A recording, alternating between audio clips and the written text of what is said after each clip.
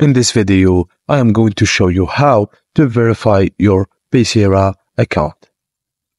For security reasons and to comply with financial regulations, Paysera requires all clients to complete an authentication process. This involves submitting a valid passport or ID card and filling out a Know Your Customer questionnaire. You can complete this process either through the Paysera web interface or on a computer camera or via the Paysera mobile app.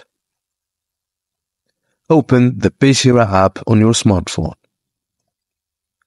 Navigate to the section dedicated to account verification or identification, which is Complete Identification or Verification.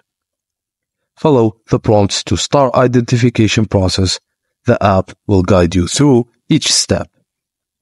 Fill in the Know Your Customer questionnaire honestly and accurately. This questionnaire is crucial for Paysera to understand your intended use of their services and comply with their financial regulations. When prompted, take a clear photo of your passport or ID card using your smartphone camera. Make sure all details are visible and the images are not blurred. Some identification processes require a selfie or additional verification. Follow the app's instructions to take the selfie and match the photo of your ID document.